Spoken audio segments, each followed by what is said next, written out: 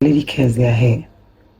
In fact, one could argue that a good heart without boundaries is eventually a broken heart.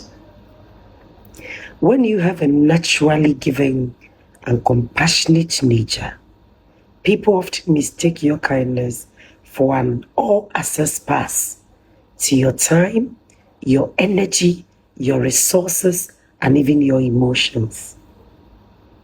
Without boundaries, your good heart becomes a resource that others mine. They would mine until you are left empty. Let's have a conversation on the architecture of a kind heart. Interesting, right? Good. A good heart is a garden, but even the most beautiful gardens need fences. Boundaries are not meant to shut people out, no. They are meant to keep the peace within. Let's consider the following then. Number one, boundaries are self-preservation, not selfishness. Boundaries are self-preservation, not selfishness. Many people, especially women, feel guilty for saying no because they equate kindness with compliance. But you see, saying yes to everyone until you are depleted, you have nothing left in the woman within you. Saying yes to everyone else until you are depleted, you will have nothing else left for the woman, for the man, for the human within you. A boundary is simply you deciding where you end and where someone else begins. Did you get it? Great. Number two, the difficult yet necessary conversations. What I'm championing now. The difficult yet necessary conversations.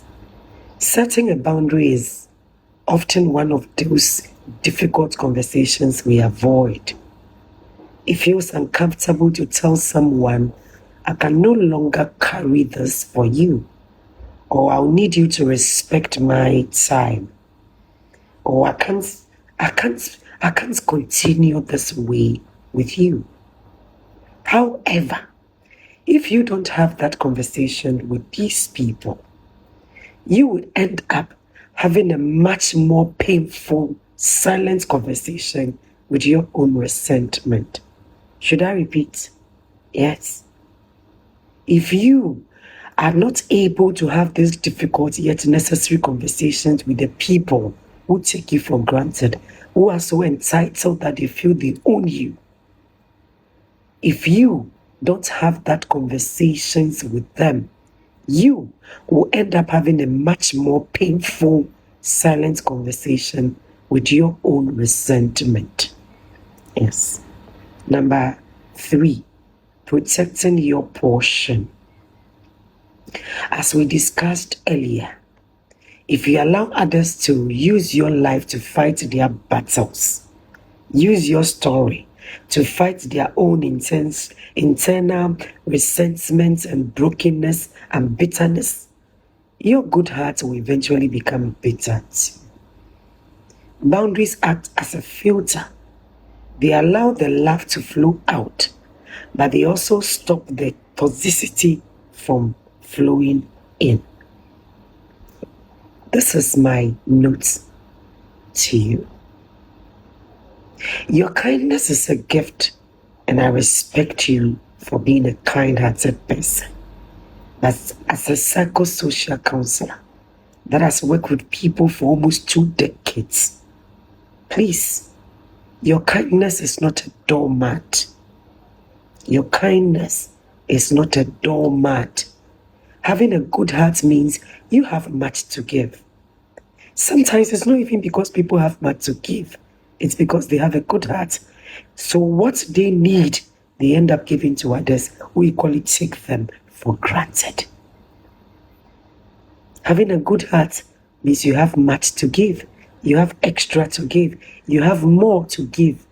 But having boundaries means you have the wisdom to know who deserves it and how much you can afford to lose. It is not just about money. Even your time, your energy. Let's go. And you have to go. Because when you say no to them, they would end up being angry. As if you don't have a life to live. You cannot pour from an empty cup. You cannot pour from an empty cup. Protect your peace as fiercely as you protect your heart. Should I repeat? You cannot pour from an empty cup. Therefore, protect your peace as fiercely as you protect your heart. Be a kind person. Sometimes you can't stop back because that is in your nature. People can hurt you so much and you say, I won't do this. But in the next minute, you are in there because that is in your nature. But you see, protect your peace as fiercely as you protect your heart. The fact that you're a kind-hearted person doesn't mean people should exploit you. It is people with good hearts that only get broken-hearted.